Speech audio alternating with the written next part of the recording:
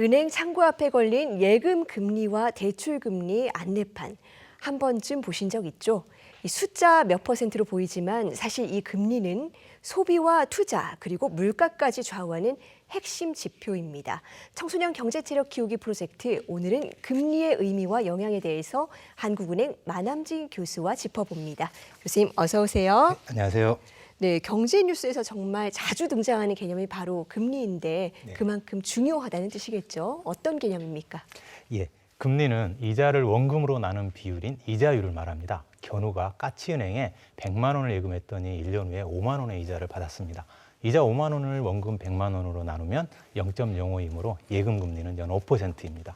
금리는 대출을 받을 때 갚아야 할 이자가 얼마인지 알려주는데요. 까치은행의 대출 금리가 연 10%이고 증여가 100만 원을 1년 동안 빌렸다면 이자는 원금 100만 원의 금리 10%를 곱하여 증여는 1년 후에 원금과 함께 이자 10만 원을 까치은행에 갚아야 하는 거죠.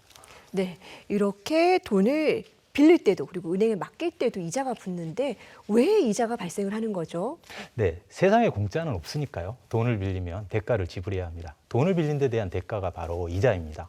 돈을 빌려준 사람 입장에서 생각해 보면 현재 소비를 희생한 대가라고 볼 수 있는데요. 견우가 까치은행에 100만 원을 예금하지 않았다면 그 돈으로 영화도 보고 외식도 하고 소비에 사용할 것입니다. 하지만 견우는 현재 소비에서 얻을 수 있는 만족을 포기하고 예금을 하였으므로 그 대가로 이자를 받은 것입니다. 네, 사실 시중은행에 가보면 금리를 큼지막하게 붙여놓은 거 자주 볼 수 있는데 네. 그렇다면 이 금리는 누가 어떻게 정하는 겁니까? 네, 금리는 돈의 수요와 공급에 의해 결정이 됩니다. 돈의 수요, 즉 돈을 빌리려는 사람이 많아지면 이자를 더 주고서라도 빌리려고 할 것이므로 금리는 올라갈 것이고요. 돈의 공급, 즉 돈을 빌려주려는 사람이 많아지면 이자를 덜 받고서라도 빌려주려고 할 것이므로 금리는 내려갑니다. 금리의 출발점에는 중앙은행인 한국은행이 결정하는 기준금리가 있습니다. 한국은행 기준금리는 한국은행이 은행들과 거래하는 금리인데요. 한국은행은 경기가 부진하여 수요를 늘려야 할 때 사람들이 돈을 더 많이 빌릴 수 있도록 기준금리를 내리고 물가가 너무 올라서 수요를 줄여야 할 때는 사람들이 돈을 덜 빌려가도록 기준금리를 올립니다. 한국은행이 물가나 경기를 판단하여 기준금리를 올리거나 내리면 이를 출발점으로 하여 돈의 수요와 공급이 어우러지면서 금리가 변동하는 것입니다. 네, 기준금리를 판단하는 게 또 한국은행의 아주 중요한 역할 중에 네. 하나죠. 그런데 같은 돈을 빌리더라도 빌리는 사람에 따라서 금리가 달라지기도 네. 하거든요. 이건 왜 그런 걸까요? 예, 은행이 돈을 빌려줄 때 중요한 거는 돈을 빌리는 사람이 원금과 이자를 얼마나 잘 갚을 수 있는지입니다. 돈 빌린 사람이 빌린 돈을 갚을 수 있는 능력을 신용이라고 하는데요. 은행은 모두에게 적용되는 어떤 기준금리를 가지고 있다가 돈 빌린 사람의 신용에 따라 각각 다른 가상금리를 더해서 대출금리를 결정합니다.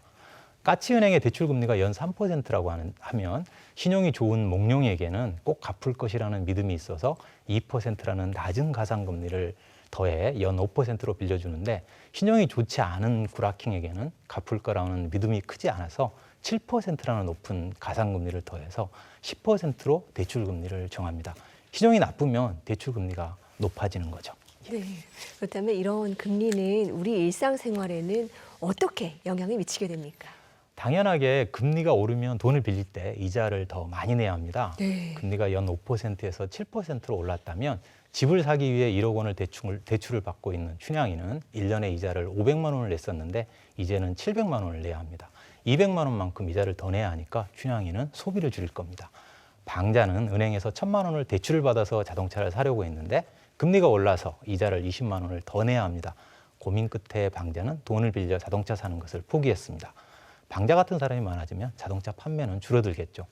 향단이는 1000만 원의 여윳돈이 있어서 여행도 하고 TV도 최신 제품으로 바꿀 생각이었는데 이자를 20만 원이나 더 준다고 하니까 저축을 하기로 생각을 바꾸었습니다. 저축이 늘어나고 소비가 줄어드는 것이죠. 금리가 오르면 돈을 덜 빌리게 되고 저축을 늘리게 되고 소비에 쓸 돈이 줄어드니 경제 내에 수요가 감소하여 물가도 하락하게 됩니다. 네. 그러면 금리가 오르게 되면 사람들이 씀씀이를 줄이는 경향이 네. 있고 그럼 경제 활력이 상대적으로 떨어지게 되니까 금리는 낮을수록 좋은 거다. 이렇게 생각해도 됩니까? 그렇게 생각하면 조금 이상하죠. 왜냐하면 예, 물론 금리가 낮으면 이자 부담이 줄어드니까 좋을 수 있죠. 특히 수요가 부족해서 경기가 안 좋을 때는 금리를 낮추어서 돈을 더 많이 빌리게 하여 수요를 늘리는 정책을 하기도 합니다. 하지만 적정 수준보다 낮은 금리가 오랫동안 지속되면 물가와 부동산 가격에서 문제가 있을 수 있습니다. 이자 비용이 적으니까 사람들은 대출을 해서 소비를 늘리고 기업들도 대출을 받아서 투자를 확대합니다. 이렇게 수요가 늘어나면 물가가 오릅니다. 대출을 받아서 집을 사려는 사람도 많아집니다. 실제 거주하기 위해서 집을 사는 사람도 있지만 이자 부담이 작으니까 투기 목적으로 사는 수요도 늘어납니다. 아파트는 지어서 공급하는데 수년이 걸리기 때문에 이러한 수요를 바로 충족시키기가 어렵고 그러다 보면 가격이 폭등하게 되는 것이죠. 금리의 출발점엔 한국은행이 있다고 했습니다. 금리가 너무 높으면 수요가 줄어 경기가 침체되고 너무 낮으면 수요가 과도하게 늘어 물가와 부동산 가격이 급등하게 됩니다. 이런 이유로 한국은행이 경제 상황에 맞게 금리를 적정 수준으로 관리하는 것이 정말로 중요합니다. 네, 이런 다양한 요소를 잘 판단해서 적정한 금리 유지하는 게 너무나 중요하겠습니다.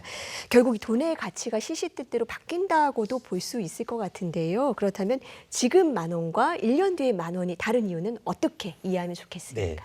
지금 10,000원과 1년 10,000원은 수치상으로는 같지만 가치는 다릅니다. 네. 금리가 연 10%일 때 10,000원을 예금하면 1년 후에 11,000원이 됩니다. 지금 10,000원은 1년 뒤에 11,000원인데 1년 뒤 10,000원은 그대로 10,000원이니까 지금 10,000원이 그만큼 더 가치가 있는 거죠.